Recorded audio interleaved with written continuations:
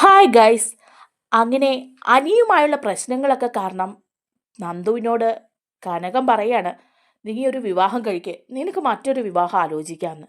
അപ്പോൾ നന്ദു പറയുന്നുണ്ട്, വേണ്ടമ്മേ, അതിനൊന്നും എനിക്ക് താല്പര്യമില്ല, ഞാൻ എൻ്റെ കരിയറിൽ ശ്രദ്ധിക്കാൻ പോവാണ്, എനിക്കൊരു നല്ല ജോലി വേണമെന്ന് പറയാണ്. അങ്ങനെ നന്ദുവിന് SI സെലക്ഷനൊക്കെ കിട്ടുകയാണ്. SI ട്രെയിനിങ് ഒക്കെ വിജയകരമായിട്ട് പൂർത്തിയാക്കിയ നന്ദു ആ നാട്ടിൽ തന്നെ SI ആയിട്ട് ചാർജ് എടുക്കുകയാണ്. അങ്ങനെ ഇരിക്കുന്ന സമയത്താണ് നന്ദുവിന് ഒരു കേസ് മുന്നിലേക്ക് വരുന്നത്. ആ സംഭവങ്ങളൊക്കെയാണ് നമ്മൾ ഈ വീഡിയോയിലൂടെ പങ്കുവയ്ക്കുന്നത്. നമ്മുടെ വീഡിയോ ഇഷ്ടമായാൽ ഒന്ന് ലൈക്ക് ചെയ്യണേ, ചാനൽ കൂടി ഒന്ന് സബ്സ്ക്രൈബ് ചെയ്ത് സപ്പോർട്ട് ചെയ്യണേ. അങ്ങനെ നന്ദു ഒരു കേസ് കാണാണ്. അതൊരു ചെക്ക് കേസാണ് കേട്ടോ. അപ്പോഴേക്കും നന്ദു അതിൻ്റെ ഡീറ്റെയിൽസൊക്കെ അറിയാണ്.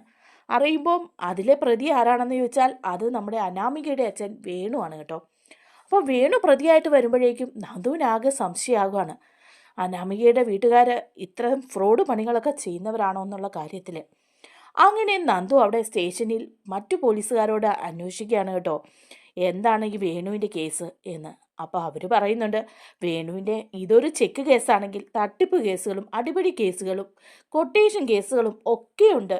വേണു ഒരു ഗജ ഫ്രോഡാണ്, ലോകം മുഴുവൻ തട്ടിപ്പ് നടത്തിയവനാണ്. വിദേശത്ത് തട്ടിപ്പൊക്കെ നടത്തിയിട്ടാണ് അവർ കുടുംബസമേതം നാട്ടിലേക്ക് വന്നത്.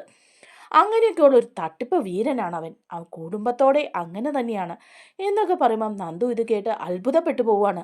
അപ്പം നന്ദു ചോദിക്കുന്നുണ്ട്, അങ്ങനെ ഒരു തട്ടിപ്പ് വീരൻ തന്നെയാണോ ഇത്? അനന്തപുരിയിലല്ലേ ഇയാളുടെ മകളെ കെട്ടിച്ചിരിക്കുന്നത്? അപ്പോൾ പോലീസുകാർ പറയാണ്, അതൊക്കെ നേര് തന്നെയാണ്, അതും ഒരു തട്ടിപ്പായിരിക്കണം. കാരണം വേണു ഒരുപാട് കൊട്ടേഷനൊക്കെ കൊടുത്ത് കാര്യങ്ങൾ സാധിക്കുന്നവനാണ്. പണം വാങ്ങിയിട്ട് തിരിച്ചു കൊടുക്കാൻ ഒരുപാട് പേർക്കുണ്ട്. അപ്പോഴേക്കും നന്ദു ചോദിക്കുന്നുണ്ട്, അയാൾ ഇവിടുത്തെ ഒരു കോടീശ്വരനല്ലേ, ഇഷ്ടംപോലെ പണമുണ്ട്, ഇട്ട് മൂടാൻ പണമുണ്ടെന്നാണല്ലോ പറയുന്നത്, പിന്നെന്തിനാ പണം തട്ടിപ്പൊക്കെ നടത്തുന്നത്? അപ്പോൾ പോലീസുകാർ പറയാണ്, അത് മേഡത്തിന് അറിയാത്തത് കൊണ്ടാണ്, അയാൾ വെറുതെ പറയുന്നതാണ്. കയറി കിടക്കാൻ ഒരു വീട് പോലുമില്ല, ഇപ്പം താമസിക്കുന്നത് തന്നെ വാടകയ്ക്കൊരു വീട്ടിലാണ്. അങ്ങനെ എല്ലാം ഉണ്ടെന്ന് കാണിച്ച് പൊങ്ങച്ചം കാണിച്ച് നടക്കുന്നത് മുഴുവൻ മറ്റുള്ളവരുടെ പണം കൊണ്ടാണെന്ന് പറയുകയാണ് കേട്ടോ. അപ്പം നന്ദുവിന് ഏകദേശം കാര്യങ്ങളൊക്കെ പിടികിട്ടുകയാണ്. അങ്ങനെ നന്ദു കാര്യമായിട്ട് വേണുവിനെക്കുറിച്ച് അന്വേഷിക്കുകയാണ്. അങ്ങനെ വേണുവിൻ്റെ കുറേ കള്ളത്തരങ്ങൾ നന്ദു പിടിക്കുകയാണ് കേട്ടോ. അങ്ങനെ പിടിക്കുന്ന കൂട്ടത്തിലുണ്ട്, അനിക്ക് കൊടുത്ത ഗിഫ്റ്റായിട്ട് കൊടുത്ത കാറ് വാടകയ്ക്ക് എടുത്തതാണെന്നും അതുപോലെ ഒരുപാട് പേരോട് പണം വാങ്ങിച്ചിട്ട് കൊടുക്കാറുണ്ടെന്നും ഉപേന്ദ്രനൊക്കെ പണം കൊടുക്കാനുള്ള കാര്യങ്ങളും ചില ചെറിയ ചെറിയ കൊട്ടേഷൻ പണികളൊക്കെ നടത്തി ഓരോരുത്തരെ വേണു ഒതുക്കുന്നുണ്ടെന്നുമൊക്കെ. അങ്ങനെ ഒരു തട്ടിപ്പ് കേസ് പ്രതിയാണല്ലോ അനാമികയുടെ അച്ഛൻ എന്ന് ഓർക്കുമ്പം നന്ദുവിന് ആകെപ്പാടെ വെപ്രാളമാവുകയാണ് കേട്ടോ. നമ്പുത്തു കാര്യങ്ങളൊക്കെ കൂടുതലായി അന്വേഷിക്കുമ്പം നന്ദുവിനെ അന്ന് തട്ടിക്കൊണ്ടു പോയതും ഈ വേണു കൊട്ടേഷൻ കൊടുത്തതാണെന്ന് പിടികിട്ടുകയാണ് ചെയ്യുന്നത്. അങ്ങനെ മരുന്ന് മാറ്റി വെച്ച് മുത്തശ്ശനെ കൊല്ലാൻ ശ്രമിച്ചെന്നും അതുപോലെ തന്നെ പായസത്തിൽ വിഷം ചേർത്തതും ഇതൊക്കെ വേണുവും അനാമികയും രേവതിയും കൂടി ആയിരിക്കുമെന്നുള്ള കാര്യം നന്ദുവിന് ഏകദേശ തെളിവുകളൊക്കെ കിട്ടുന്നു. അങ്ങനെ നന്ദു അനിയെ വിളിക്കുകയാണ്. അനിയോട് പറയുന്നുണ്ട് നന്ദു, അനി, നിന്നെ അത്യാവശ്യമായിട്ട് എനിക്കൊന്ന് കാണണം, ഒരു കാര്യം സംസാരിക്കാനാണ്. അപ്പോൾ അനി ചോദിക്കുകയാണ്, എന്താ മേഡം? ഇപ്പോൾ മേഡം എന്നെ വിളിക്കാറുമില്ല, കാണാറുമില്ല, ഇപ്പോൾ എന്താ പ്രത്യേകിച്ച്, ജോലി തിരക്കൊന്നും ഇല്ലേ? അപ്പോൾ നന്ദു പറയാണ്, ഇത് ജോലിയുടെ ഭാഗമായിട്ടാണ് തന്നെയാണ് അനി, അതുകൊണ്ട് നീ ഒന്ന് വരണം, നമുക്കൊന്ന് സംസാരിക്കണമെന്ന് പറയുകയാണ്. അങ്ങനെ അനി നന്ദുവിനെ കാണാനായി ചെല്ലുകയാണ് കേട്ടോ. അപ്പോൾ നന്ദു ചോദിക്കുന്നുണ്ട്, അനി, നിൻ്റെ ഭാര്യ അനാമികയുടെ അച്ഛനെക്കുറിച്ച് നിനക്ക് എന്തെല്ലാം കാര്യങ്ങൾ അറിയാം? അപ്പം അനി പറയാണ്, നിങ്ങൾക്കൊക്കെ അറിയാവുന്ന കാര്യങ്ങൾ മാത്രമേ എനിക്ക് അറിയുള്ളൂ, ഞാൻ അതിനെക്കുറിച്ച് കൂടുതലൊന്നും അന്വേഷിക്കാനും പോയിട്ടില്ല. അയാൾ ഒരു കോടീശ്വരനാണെന്നൊക്കെയാണ് പറയുന്നത്. അപ്പോഴേക്കും നന്ദു പറയാണ്, ശരിക്കും അയാൾ ഒരു കോടീശ്വരൻ തന്നെയാണോ അനി? ആ വീടും സ്ഥലവും മറ്റ് എല്ലാം അവരുടെ സ്വന്തമാണോ? അപ്പോഴേക്കും അനി പറയുന്നുണ്ട്, അതൊന്നും എനിക്കറിയില്ല, അന്ന് എനിക്കൊരു കാറ് കൊണ്ട് തന്നിരുന്നു സമ്മാനമായിട്ട്, പക്ഷേ അതൊക്കെ എടുത്തുകൊണ്ട് പോയി, അതൊക്കെ അവരുടെ സ്വന്തമാണോ എന്നുള്ള കാര്യത്തിൽ എനിക്കൊരു വിശ്വാസവും ഇല്ല. അനാമിക പറയുന്നത് അവൾ ആനയാണ് ചേനയാണെന്നൊക്കെയാണ്. അപ്പോഴേക്കും നന്ദു പറയാണ്, എന്നാ അനി, ഞാനൊരു സത്യം പറയാം, എൻ്റെ മുമ്പിൽ ഒരു ഫയൽ വന്നിരുന്നു, വേണുവിൻ്റെ ഒരു ചെക്ക് കേസ്. അത് വെച്ച് ഞാൻ അന്വേഷിച്ചപ്പോൾ അറിയാൻ സാധിച്ചത് വേണു ഒരു ഗജ ഫ്രോഡാണെന്നാണ്. അവർക്ക് ഇവിടെയും നാട്ടിലുമൊക്കെ ആയിട്ട് ഒരുപാട് കേസുകളുണ്ട്, വിദേശത്തും കേസുകളുണ്ട്. ചെറിയ കൊട്ടേഷൻ കൊടുക്കുകയും ആളുകളെ പണം തട്ടിയെടുക്കുകയും സ്വർണം തട്ടിയെടുക്കുകയും അങ്ങനെയുള്ള കാര്യങ്ങളൊക്കെ ചെയ്യുന്ന ഒരു വിരുദ്ധനാണ് ഈ വേണു. സ്റ്റേഷനിലെ ലിസ്റ്റിൽ പേരുള്ള ആളാണ് ഈ വേണു. എന്നിട്ട് എങ്ങനെ അനന്തപുരിയിൽ കടന്നുകൂടി? അപ്പോൾ ഇത് കേൾക്കുമ്പോൾ അനിയും ഞെട്ടുകയാണ്. എന്നിട്ട് അനി പറയുന്നുണ്ട്, നീ പറഞ്ഞത് കേട്ടിട്ട് എനിക്ക് ഞെട്ടലൊന്നുമില്ല. കാരണം അവളുടെ സ്വഭാവം വെച്ച് തന്നെ അറിയാം അവളുടെ അച്ഛനും അത്തരക്കാരൻ തന്നെ ആയിരിക്കുമെന്ന്. എങ്ങനെ ഇവർ അനന്തപുരിയിൽ കയറിക്കൂടിയെന്നറിയില്ല.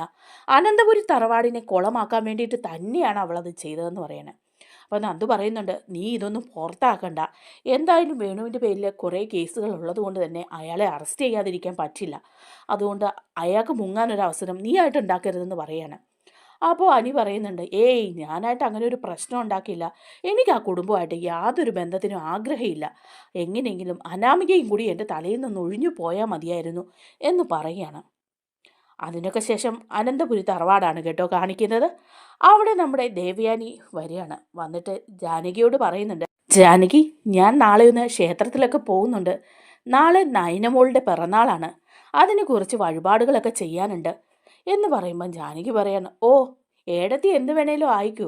ഇപ്പോൾ അവളുടെ പിറന്നാളും എല്ലാം ഓർത്തിരുന്ന എല്ലാ കാര്യങ്ങളും ചെയ്യാൻ ഏടത്തി ഉണ്ടല്ലോ. എന്നാലും ഏടത്തി ഇങ്ങനെ മാറിപ്പോയല്ലോ എന്ന് ഓർക്കുമ്പോഴാണ് ഞങ്ങൾക്ക് എന്ന് പറയുമ്പോഴേക്കും ദേവയാനി പറയാണ്, അവളെൻ്റെ മരുമകളല്ലേ ജാനകി, പിന്നെ ഞാനല്ലാതെ വേറെ ആരാണ് ഓർക്കേണ്ടത്? അതുകൊണ്ട് നാളെ ഞാൻ രാവിലെ ഒന്ന് ക്ഷേത്രത്തിൽ പോവും. നീയും വരുന്നുണ്ടോ? ഏയ്, ഞാനെങ്ങും വരുന്നില്ല. അവളുടെ പിറന്നാളിന് ഞാൻ എന്തിനാ ക്ഷേത്രത്തിൽ വരുന്നത്? അപ്പോഴേക്കും ദേവയാനി പറയണം, ദേ ഇത് കണ്ടോ, ഒരു ഡയമണ്ട് നെക്ലേസ് ആണ്. ഇത് ഞാൻ നയന മോൾക്കായിട്ട് വാങ്ങിയതാ, അവൾക്ക് പിറന്നാൾ സമ്മാനമായിട്ട് കൊടുക്കാൻ. നീ നോക്കിക്കേ ഈ ഡിസൈൻ എങ്ങനെയുണ്ടെന്ന്. അപ്പോൾ ജാനകി ഇങ്ങനെ ഒന്ന് നോക്കിയിട്ട് പറയാണ്, ഓ, എന്ത് ഡിസൈൻ ആയാലും എന്താ, ഇത് അവൾക്ക് കൊടുക്കാനുള്ളതല്ലേ. ഇടത്തേക്കാവാമല്ലോ ഡയമണ്ട് നെക്ലേസോ എന്ത് വേണമെങ്കിലും കൊടുക്കാമല്ലോ. അല്ലേലും ഇപ്പം അവൾക്ക് എന്തിനാ ഈ ഡയമണ്ട് നെക്ലേസൊക്കെ കൊടുക്കുന്നത്? അവൾ ആരാ ഈ വീട്ടിലെ? ആ ഗോവിന്ദൻ്റെയും കനകയുടെയും മകളല്ലേ? കയറി കിടക്കാൻ പോലും ശരിക്കൊരു വീടില്ലാത്തവള്, അത്താഴ പട്ടിണി കിടക്കുന്നവള് അവൾക്ക് ഡയമണ്ട് നെക്ലേസ് കൊടുക്കുന്നു. ഇതൊക്കെ ഏടത്തേക്ക് എന്ത് സംഭവിച്ചെന്ന് എനിക്ക് അറിയാത്തത്. അത് കേൾക്കുമ്പോൾ ദേവയാനിക്ക് ആകെപ്പാടെ അങ്ങ് ദേഷ്യം വരികയാണ്. ദേവയാനി പറയുന്നുണ്ട്, ജാനകി, നീ എന്നെ വിലയിരുത്താനൊന്നും വരണ്ട. എന്നെ മരുമോക്കൊരു സമ്മാനം കൊടുക്കാൻ എന്നെക്കൊണ്ട് കഴിയും. അനന്തപുരി തറവാട്ടിലെ മരുമകളാണ് അവൾ. അതുകൊണ്ട് അവളുടെ പിറന്നാളിന് ഇത് കൊടുക്കുന്നത് അത്ര വലിയ കാര്യമൊന്നുമല്ലെന്ന് നിനക്കറിയാമല്ലോ. അപ്പോൾ ജാനകി പറയാ, എന്താ ഏടത്തി, എല്ലാവരും പറയുന്നു നയന ഇവിടെ എന്തൊക്കെയോ ചെയ്തിട്ടുണ്ടെന്ന്. എന്താ ഈ കുടുംബത്തിന് വേണ്ടി അവൾ അധികമായിട്ട് ചെയ്തിരിക്കുന്നത്? എനിക്കൊന്നും ചെയ്തതായിട്ടൊന്നും തോന്നുന്നില്ല എന്ന് പറയണം. അപ്പോഴേക്കും ദേവയാനി പറയാണ്, അതൊന്നും ജാനകി നിനക്കൊന്നും പറഞ്ഞാൽ മനസ്സിലാവില്ല. നയന ഒരുപാട് കാര്യങ്ങൾ ഈ കുടുംബത്തിന് വേണ്ടി ചെയ്യുന്നുണ്ട്. അച്ഛൻ പറഞ്ഞതുപോലെ ഈ കുടുംബത്തിൻ്റെ വിളക്കാണ് അവൾ. അതുപോലെ തന്നെ ഇവിടെ ഓടി നടന്ന് അവൾ ഈ ജോലിയൊക്കെ ചെയ്യുന്നില്ലേ.